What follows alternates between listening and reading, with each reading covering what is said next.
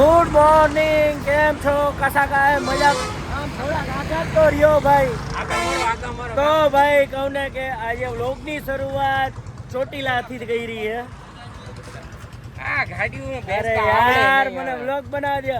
તો ભાઈ આજે કહું ને કે વ્લોગની શરૂઆત છે ને ચોટીલાથી કરી રહી છે.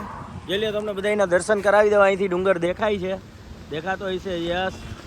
તો ભાઈ હું ને વિનોદભાઈ જાય છે અમદાવાદ. અમદાવાદ જવાનું છે મારે, કહીને કે પીઆરપી છે. ને બીજી તમને ખાસ વાત કરી દઉં કે વિનોદભાઈની હેર ટ્રીટમેન્ટ ચાલુ થવાની છે. વિનોદભાઈ આવી જઈને આવવાના છે. શું આમાં શું કે ખૂટે હે? વિટામિન ખૂટે, મિનરલ ખૂટે હે, ક્યાં ક્યાં ઇન્ગ્રીડિયન્ટ શું કે હું કે જલ્દી બોલો. વિટામિન, હા, પોષક તત્વો. હા, એટલે એ આજે બધું થશે. ત્યાં ડૉક્ટર જોશે અને પછી કહેશે. તો અત્યારે અમે આવ્યા છીએ નાસ્તો કરવા. તો નાસ્તો કરીને ફટાફટ નીકળી જશે અમદાવાદ. તો ભાઈ નાસ્તો પાણી કરી લીધો છે ચોટીલાથી. હવે અહીંથી ડાયરેક્ટ નોનસ્ટોપ અમદાવાદ જાય. ને હેર ટ્રાન્સપ્લાન્ટને કહું ને કે મારે થઈ ગયા છે 9-9.5 મહિના. તમે કન્ડિશન જોઈ શકો છો મારા હેરની, કેવી રીતે દેખાય છે, શું આ તે. તો અત્યારે પીઆરપી જ લેવા જવાનું છે. પહેલા મહિને હતું ને પછી 2 મહિને મેં આગલા વિડીયોમાં તમને કીધું હતું એ રીતે. મારી તો પીઆરપી છે, પણ વિનોદભાઈને છે ને હેરફોલનો ને એનો પ્રોબ્લેમ ઘણા ટાઈમથી હતો. તો અત્યારે ક્લિયોને જાય છે. તો મેં કીધું હાલો ભેગા જ જાય. તો હવેની આ ડૉક્ટર શું કહે. તો ભાઈ કહીને કે અમદાવાદ પહોંચી ગયા છીએ. અને ઇસ્કોન ચોકડીએ છે ને ક્લિનિક હતું, પણ ત્યાં અત્યારે અમને ખબર પડી રિનોવેશન હાલે છે. એટલે જે ડૉક્ટરને બતાવવાનું છે વિનોદભાઈને ને મારે, કે 9 મહિના પછી શું હે કે ડૉક્ટર આપણું ચેકઅપ કરે કેમ છે તમારા વાળને, કેવું છે, કેવો ગ્રોથ છે. તો ભાઈ એક બીજી હોસ્પિટલ અહીંયા અમને એડ્રેસ આપ્યું છે કે અહીંયા કન્સલ્ટ તમે કરી શકો ડૉક્ટર સાથે. તો અહીંયા કન્સલ્ટ કરાવવાનું. ને પીઆરપીનું છે ને એને યુનિટ અલગ જગ્યાએ ફેરવું. એટલે 2 યુનિટ છે અલગ અલગ અત્યારે.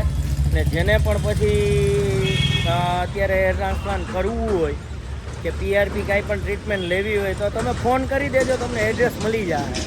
એવું છે કે મને એવું લાગે છે કે ડેન્સિટી ક્યાં ઘટી હોય એવું લાગે છે. બેઝિકલી અમે જે શેમ્પૂઝ આપ્યા છે ને કેમિકલ ફ્રી છે અને એમાં ઝાગ થતો નથી. અને ક્લિનિક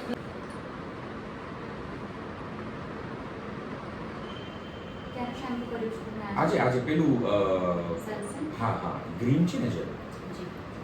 અને હું છે ને અઠવાડિયામાં યાદ આવે ને તો 2-3 વખત હું ઓઇલ રાત્રે કરી અને સવારે વોશ કરી નાખું છું. એકદમ પ્યોર પેલું નારિયેળ તેલ. તો ભાઈ વિનોદભાઈને બ્લડ રિપોર્ટ કરાવવાનું કીધું. તો અત્યારે બ્લડ લેવાય છે વિનોદભાઈનું. પછી મારે બ્લડ રિપોર્ટ કરવાના જ છે. વિનોદભાઈ ચક્કર નથી આવતા ને? કે જો પારસ એવું હોય તો ગ્લુકોઝનું બિસ્કિટ ઓલા પાર્લે કંઈક લેતો આવો. વળી ચક્કર બકર આવશે તો ચોખ્ખો માલ છે. હા. અરે પીઆરપી માટે આવ્યા હતા ને ડૉક્ટરને પહેલાં 8-9 મહિના થઈ ગયા છે. તો શું કે બ્લડ રિપોર્ટ્સનું કીધું કે ભાઈ એવું લાગે છે કે તમારામાં B12ની કમી છે. એટલે મારા બ્લડના સેમ્પલ લીધા, વિનોદભાઈને લીધા. હવે એ થઈ ગયા પછી એમાં શું બતાવે B12 ને D3 કે ભાઈ આ આયરનની કમી છે કે શું છે, તો એના ઉપરથી પછી નક્કી થાય. એટલે અમે ક્યારના બેઠા છીએ. બ્લડ સેમ્પલ દઈ દીધા અમે 2. તો હવે એ આવે, ડૉક્ટર જોશે, ડૉક્ટર જોઈને સજેસ્ટ કરશે કે ભાઈ નહીં કે આનામાં B12ની કમી છે કે નથી. હા બસ એ આવી જાય પછી પીઆરપી દેશે. હજી જમવાનું અમારે બાકી છે. આ અમારા પારસભાઈ બધું સાંભળે અમારું અહીંયા શૂટ થાય એ જોવે અને બસ સાંભળે.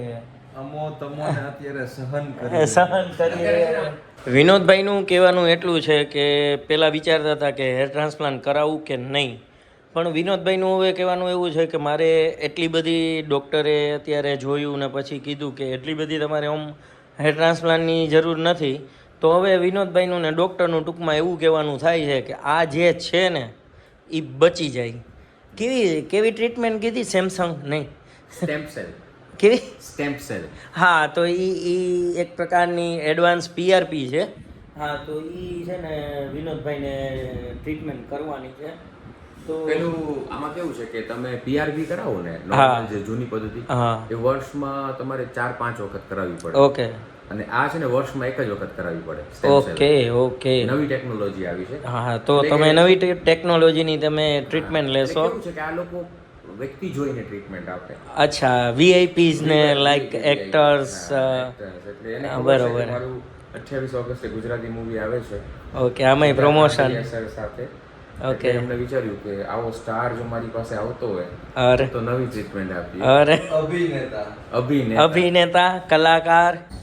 તો ભાઈ એક શૂટ કરવાનું હતું તો હેર કટ કરેલા નહોતા, બિયર્ડ સેટ કરેલી નહોતી, તો તાત્કાલિક છે ને હેર કટ કરાવ્યું ને બિયર્ડ સેટ કરાવી. આમ શ્રાવણ મહિનો હાલે મારે નહોતી કરાવી પણ શૂટ એવું હતું તો કરાવી પડી. ક્લિયોનનું જ શૂટ એક કરવાનું હતું તો હજી રિપોર્ટ્સ આવ્યા નથી. રિપોર્ટ્સ આવશે પછી ડૉક્ટર નક્કી કરશે કે શું બીજી પ્રોસેસ દવામાં અને PRPમાં કરવાની છે.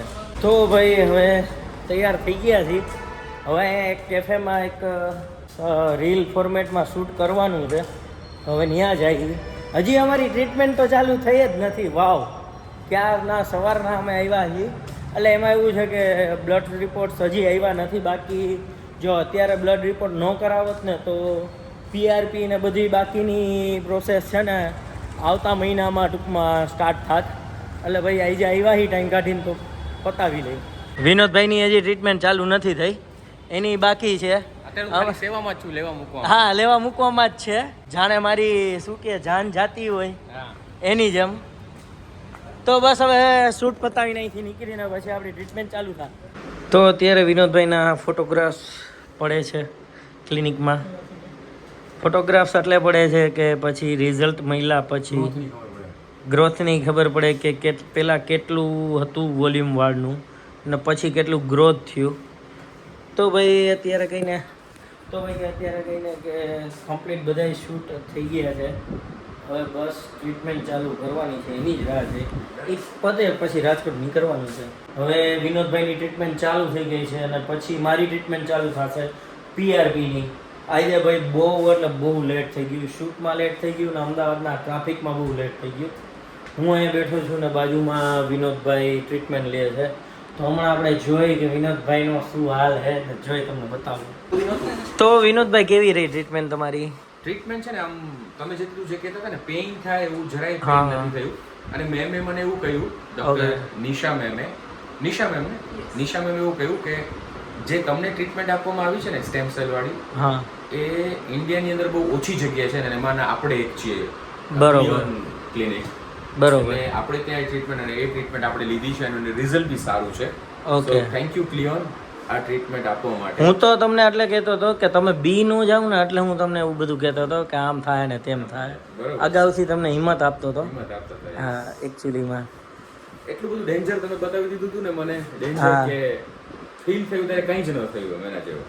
તો ભાઈ વિનોદભાઈની ટ્રીટમેન્ટ થઈ ગઈ છે. તો હવે મારો વારો છે. મને કઈ વાંધો નહીં આવે. તો ભાઈ મારી PRP ફાઇનલી થઈ ગઈ છે ને વિનોદભાઈ મારે PRP હતું ને તમારે શું હતું? સ્ટેમ સેલ ટ્રીટમેન્ટ હતી. હા, તો એમાં ને PRPમાં આમ શું ફરક હતો? PRPમાં કેવું છે કે તમારા બ્લડમાંથી પેલું પ્લાઝમા લઈ અને ઇન્જેક્ટ કરે માથામાં. ઓકે. અને મારામાં શું છે કે અહીંયા કાન પાછળથી સ્ટેમ સેલ લે. ઓકે. જે કેન્સરમાં ને એ બધી જગ્યામાં જે ટ્રીટમેન્ટ થતી હોય છે ને, ઓકે ઓકે, તો અહીંયાથી સ્ટેમ સેલ લીધા મારા, પછી પ્રોસેસ કરી અને પછી એ માથામાં ઇન્જેક્ટ કર્યા. એના કારણે કેવું થાય કે આપણે ખેતરમાં ખાતર નાખીએ તો પોષક તત્વો મળે ને, જે પાક ને એવી રીતે વાળને પોષક તત્વો મળે અને ગ્રોથ છે એ દેખાય અને હેરફોલ ઓછો થાય. એટલે આ વર્ષમાં 1-2 વાર લેવી પડે એના જેવું છે ને? વર્ષમાં એક વખત લેવી પડે આ ટ્રીટમેન્ટ. ઓકે. ને મારે PRP તો માનો કે 2-3 મહિને એ રીતે જ લેવી પડે. પણ આમાં તો કેવું છે કે કોને કેવી જરૂર એવું નથી કે આ જે ટ્રીટમેન્ટ વિનોદભાઈ લીધી તો એ ગમે તે લઈ શકે. પણ જેને જેવી જરૂરી તો તમારા અહીંયા તમે આવો ને ક્લિનિક એટલે ડૉક્ટર જ તમને કહી દે કે કઈ ટ્રીટમેન્ટની જરૂર છે. તો બસ હવે કહીને કે પારસની રાહ જોઈ છે. પારસ આવે એટલે જાય, ઘર ભેગા થાય.